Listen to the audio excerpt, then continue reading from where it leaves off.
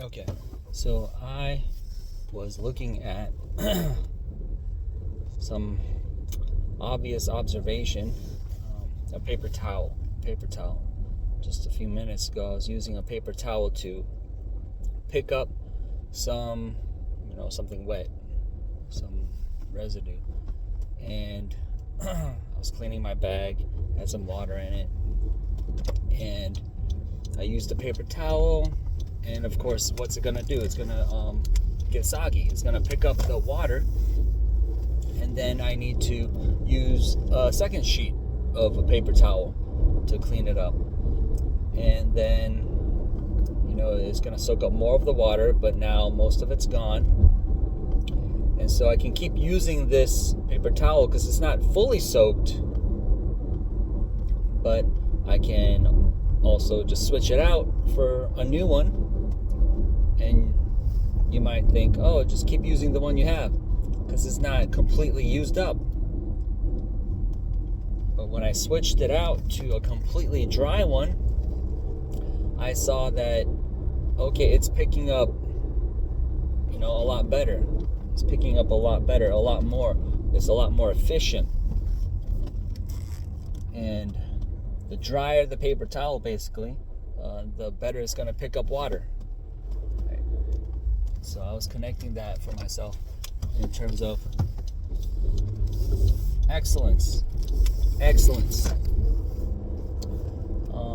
How we have to be like that paper towel, like very dry, right? And I could have just used the paper towel that was half wet, but it wasn't picking up as well. It wasn't picking up as much. And so that translates to people too, the kind of people that we are. How much do we strive for? You've heard of maybe shoot for the stars, land on the moon, right? Well, what's your goal? What are you going for? And so even in many areas, I noticed that whether it's in relationships, how you treat people, in your job, right? What do you go for? So, at your job, you have certain metrics, certain standards that are, passable. It's okay. We won't fire you. We won't praise you either.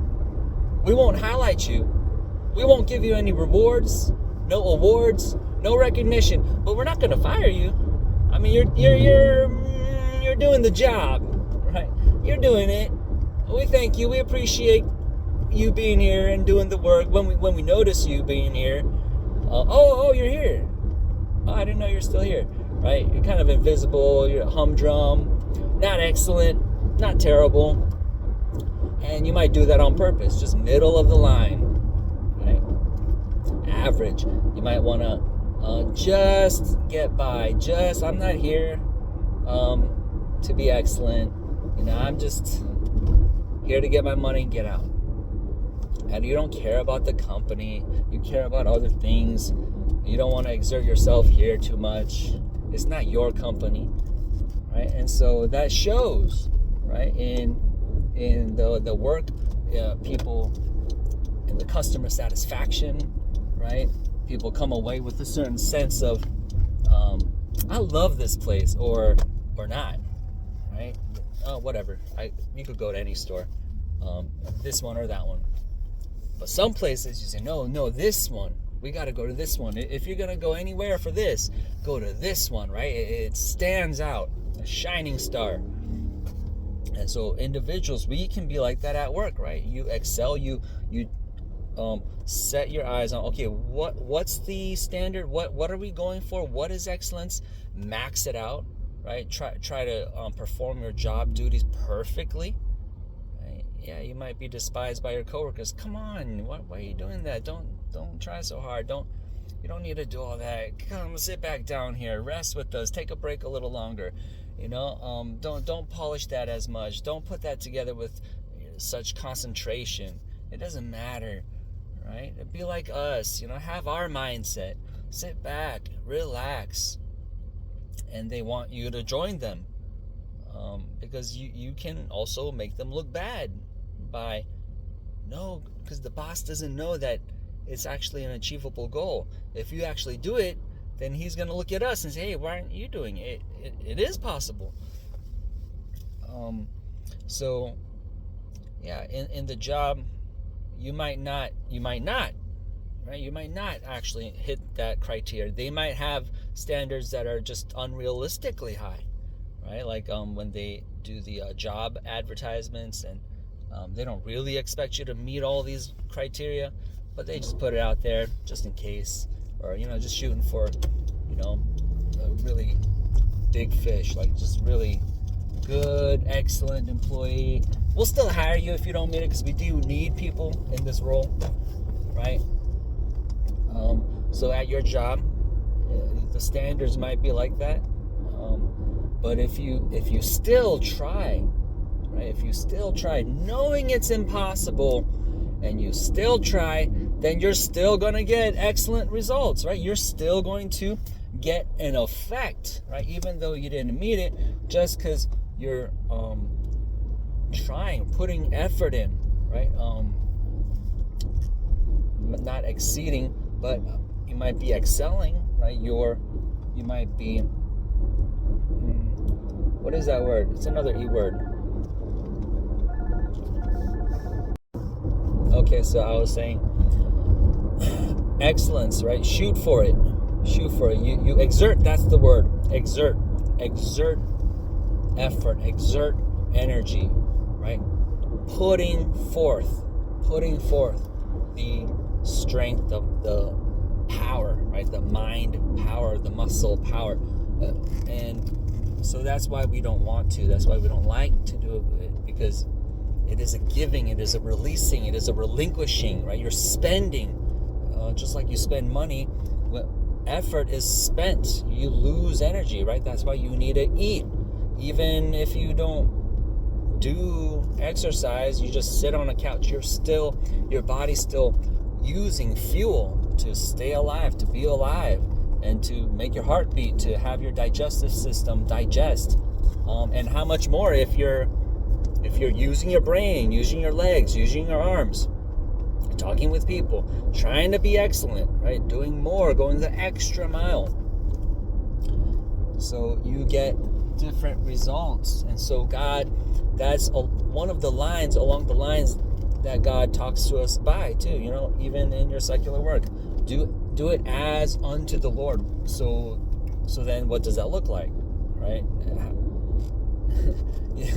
You hear that? Okay, let me work as unto the Lord. And then you can't go back to work and then have it look exactly the same, right, as yesterday when you weren't trying to apply the verse, right? Because, what are you doing? Right?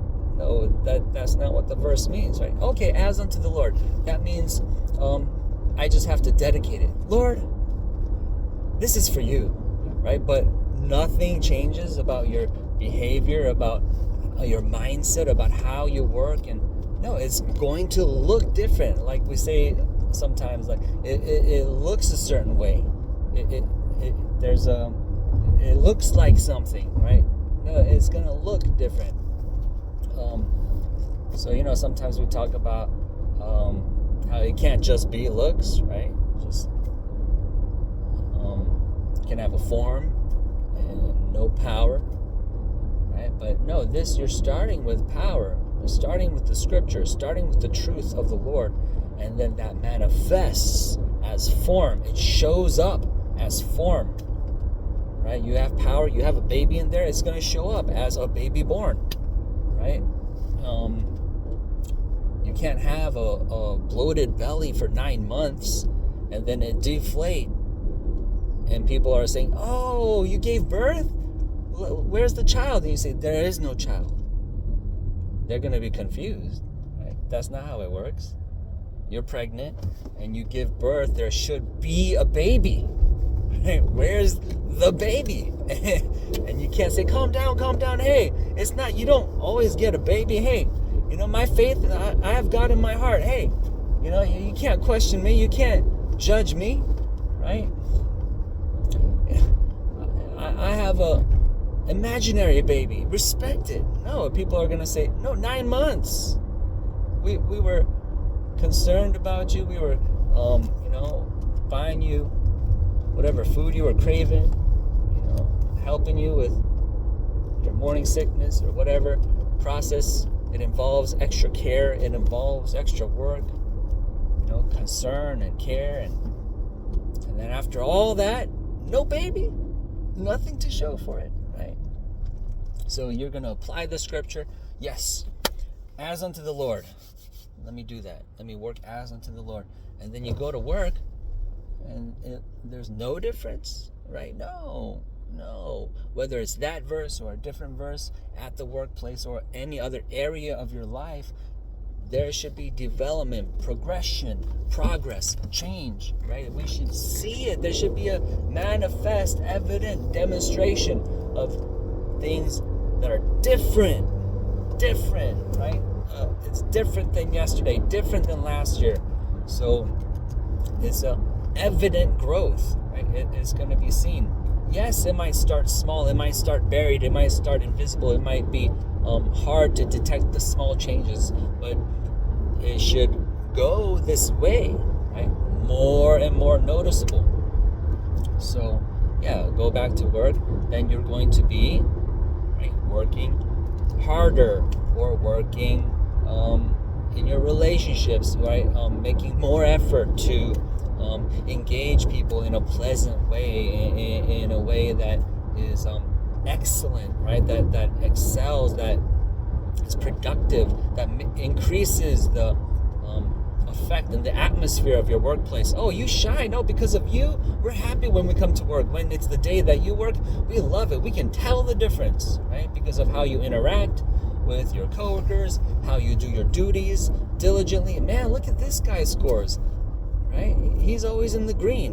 When I worked at Target, they had a little color, right? The stoplight colors, red, yellow, green.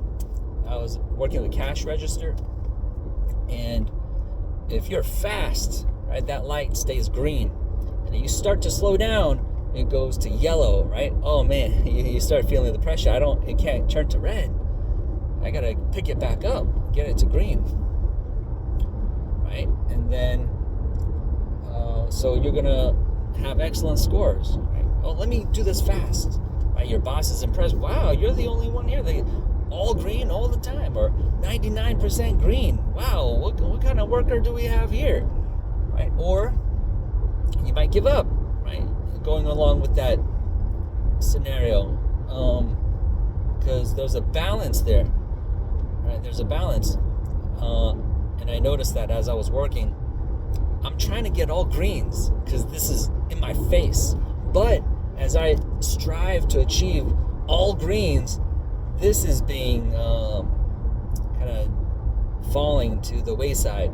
The customer care, right? I'm not looking at the customers. I'm not saying hi. I'm not making chit chat.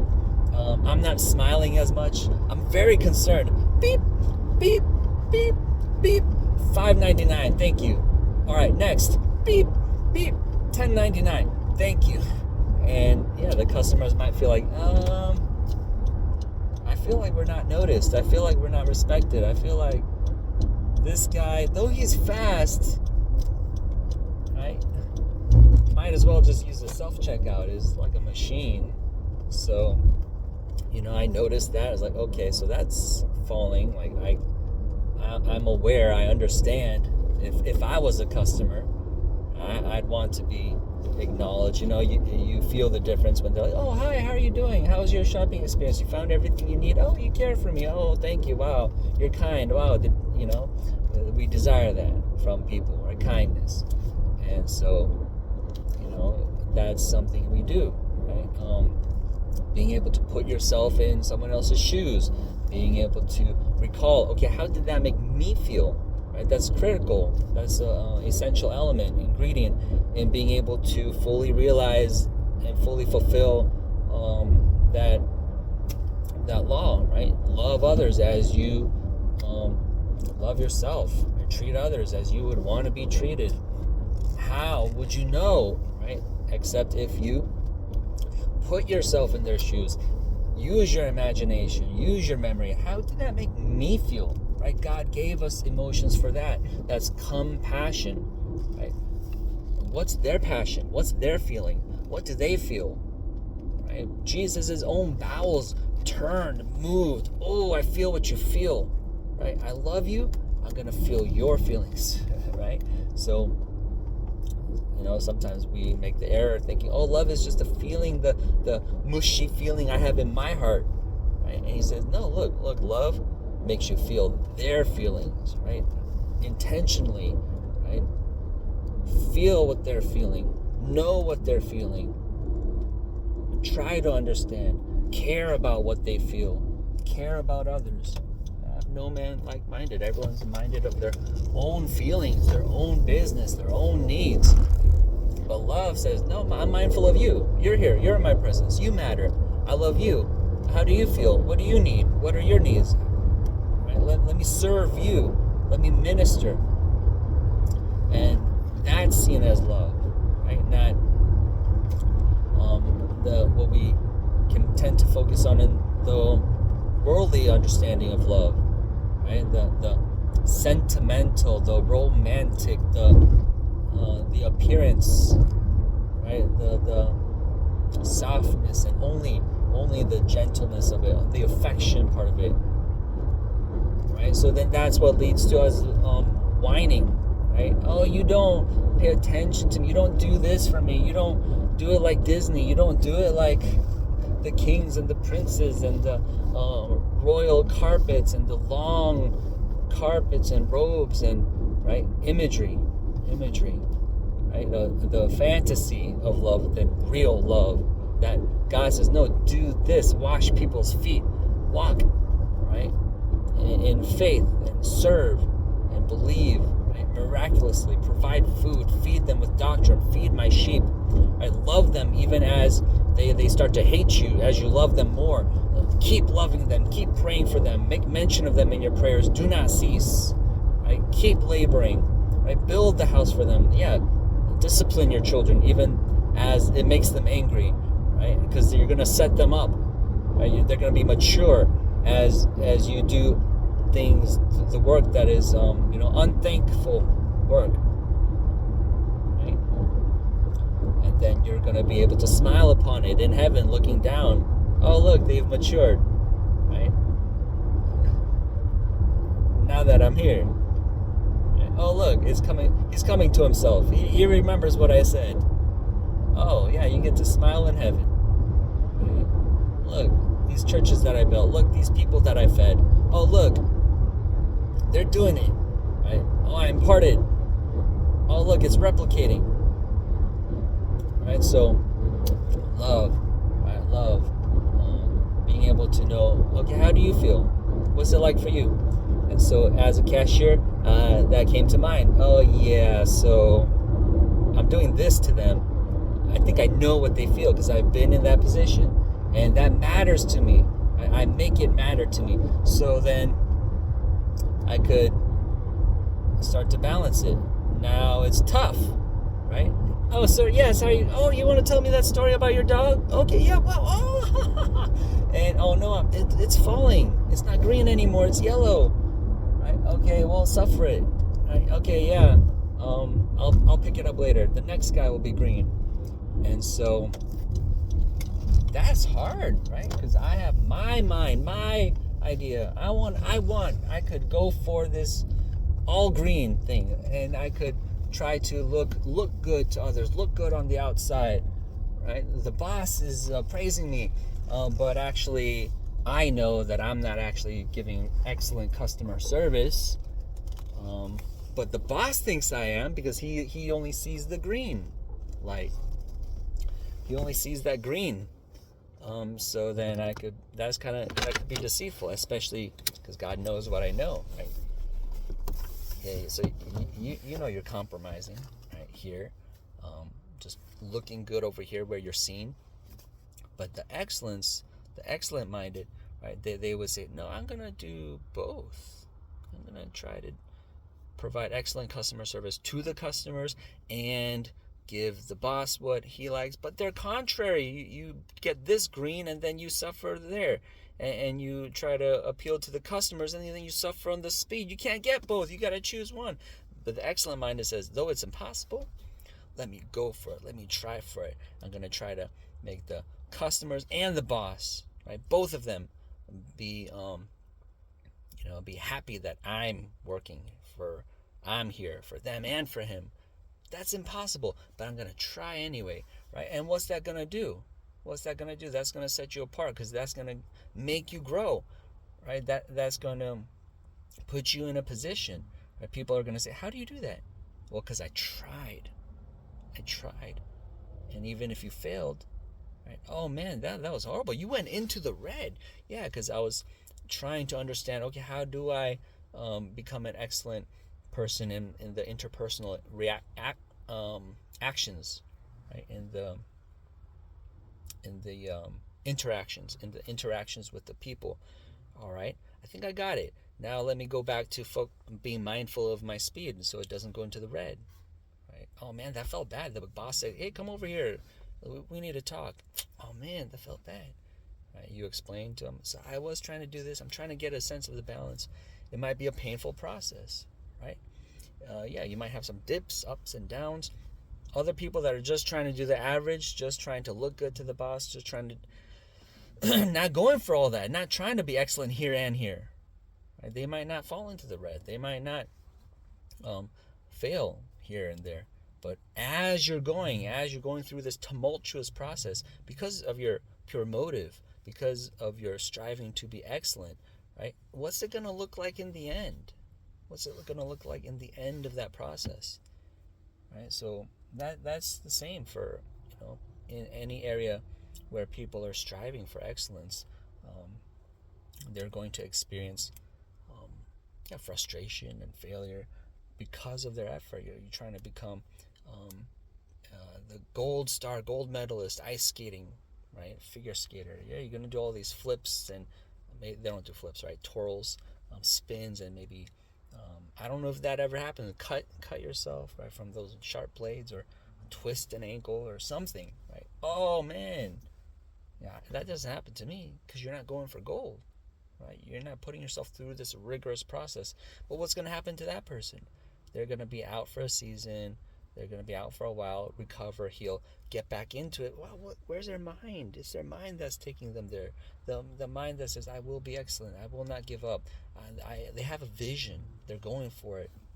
And they count it worth it. So our vision is Jesus. We look to Jesus, and we see the promise. We see the image, and we hear the calling, and we go to it, and we count it as worth it, and we count him as worthy, and we praise him, and we get back up. He says, try this, try that. That's impossible, God.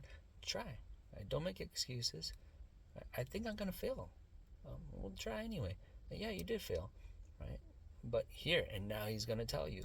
So yeah, because that makes room. Sometimes when we fail like that, after trying, after desiring to meet the standard, please the master, and you remain open, then yeah, there's room there to give you the counsel, the skill, and that's how we grow, right? That's how muscles grow. You tear the muscles. Now there's space for new muscle fibers to be there, to take its place. So, that's different. Failure on an upward trajectory as part of the learning process versus failure that is catastrophe, calamity for the sins that you commit, for your negligence, for your ignorance, for your iniquity, for your sin, for overlooking this or that, or for things you can't stop. You can't stop the tornado, right? That's not my responsibility, but you can. You can. Jesus says, a tornado hits you, that's your fault. What did you do that had the tornado hit you? Right? That's amazing, right? That's in your power to prevent the flood and the tornado. 1,000 will fall, right? 10,000s fall, and 1,000 fall here, and it won't touch you, because I see you, because you ate my word and you put it into practice. And you let the whole world know this is the effect of righteousness. This is the effect of commitment to God. This is how life works. Oh, this is the secret that everyone dismissed, everyone rejected. Oh, this is the cornerstone. Right? They rejected Jesus. They were builders, but they couldn't understand. They didn't know. It's a secret. God is a secret to all those that are humble enough to understand. He reveals it to those that are humble. He does not resist. He says, "Oh, come closer. Let me tell you more." Right? Oh, you can accept me, love me at the expense of yourself. Oh, come a little closer. Let me tell you more. Oh, you choose me as opposed to your own preference and your own wants and your own desires. Come a little closer. He keeps drawing us as we keep choosing him at the expense, at the cost of ourselves. And so we keep going. It's a high calling, right? The standards are high, but you got Jesus. You got Jesus working with you, encouraging you, watching over you, ensuring as long as you keep trying with all your heart, all your mind, all your soul, all your strength, everything you got, you give it to God. He says, I got you. I got everything about you because you give me everything about yourself. Surrender yourself to God. He will show you great and mighty things, wonderful things, things that have not even come to your imagination. So that will be motivating. That will help you get up in the morning, right? That'll help you live this life and never be discouraged, right? Because you believe in God. He is who he says he is. He is faithful. Abraham was able to fulfill the command given to him, right? Because he understood and he believed to that depth, to that certainty. He was persuaded, God can resurrect my son. Yeah, he can bring him back. Yes, he will. Yes, he can. Nothing impossible with God. So stop, Abraham. Oh, I see you. I see you, Abraham. We want God to see us. And so because of that, we're making sure, ensuring we have the right mindset, right effort, right output every day, living for God, unto God, in Jesus' name.